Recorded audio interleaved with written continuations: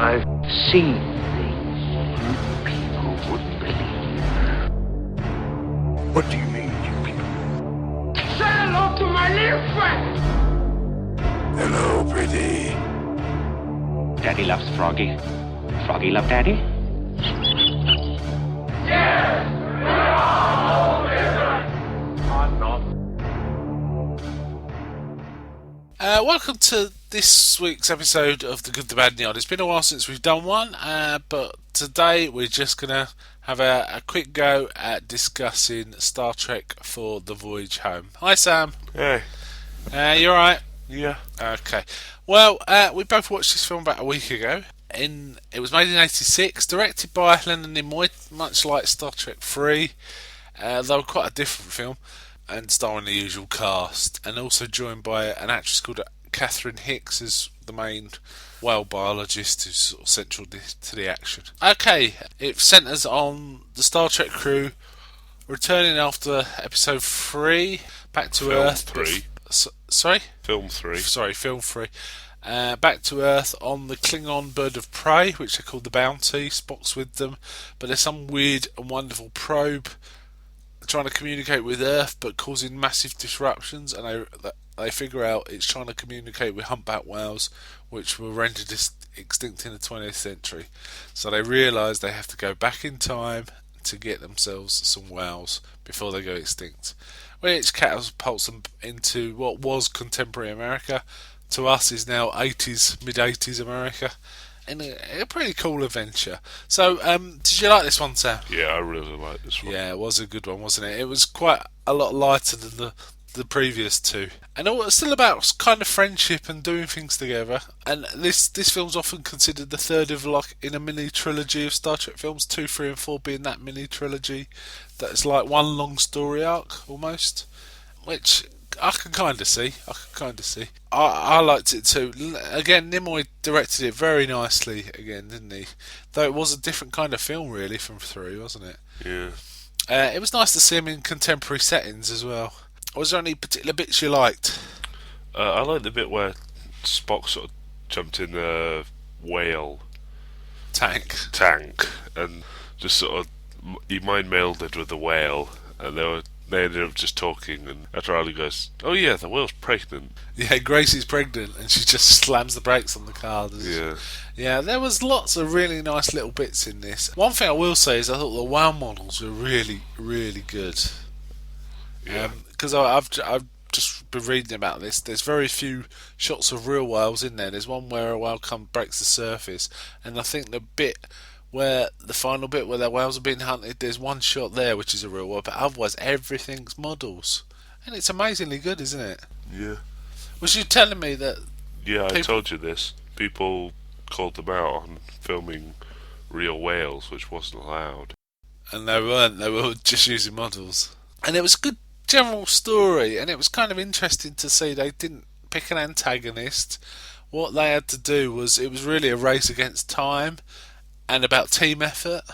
You know, everyone had their part to play, and they all kind of had to get on with it to hit the time they had to do this sort of thing in. It was quite good.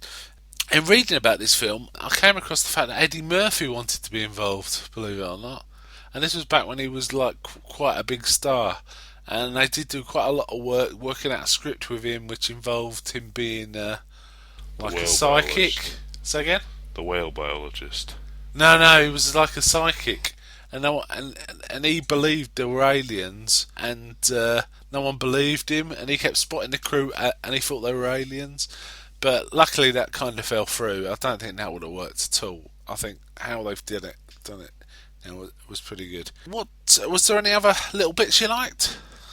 Where they appeared with the whalers. That was good. Yeah, that frightened the life out of them, didn't it? It was quite a good dramatic moment. I liked some of the little touches that they had with the characters, like Chekhov.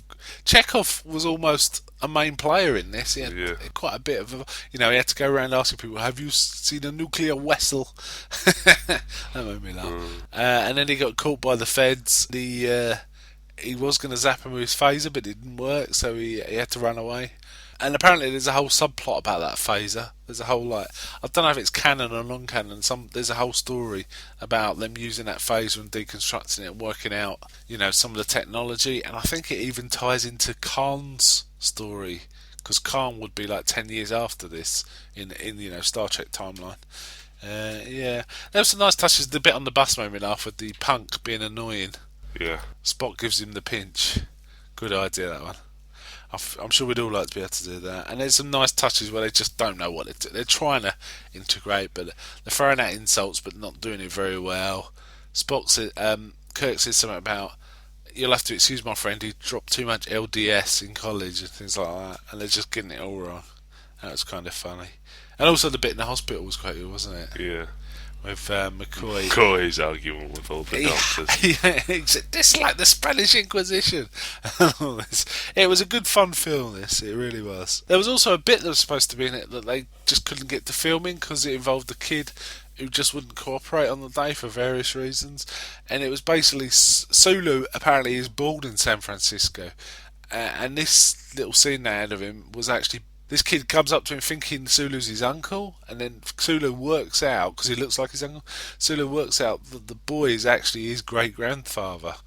But unfortunately that scene didn't work out, and George Takei was kind of cut up about that. He was quite upset that he couldn't get it into the film, because Nimoy wanted it in the film, but they just could not get the kid to cooperate. They spent all day trying to get some sort of scene, but it just didn't work, which is a shame. That would have been quite cool, I think.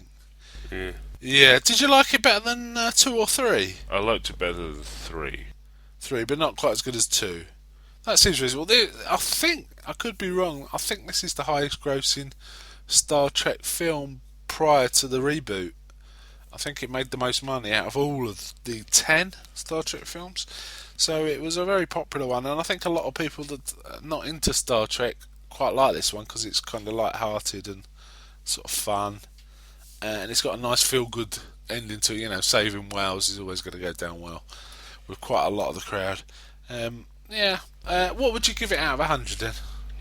Oh, about 79-ish. I'll give it 78, so we're almost exactly the same. I think IMDb have got it as, hold on, let's have a look, 7.2. 7.2. So we rate it slightly higher than IMDb, but it's still a pretty good score. Yeah, and overall, I just like this one. Like you, I prefer 2 over these, but I think I prefer 3 a little more than this, but I see they're all roughly on a par, quite good quality, quite entertaining and so on. So it's quite good. Yeah. Okay, I think we'll wind that up then, so bye from me. Bye.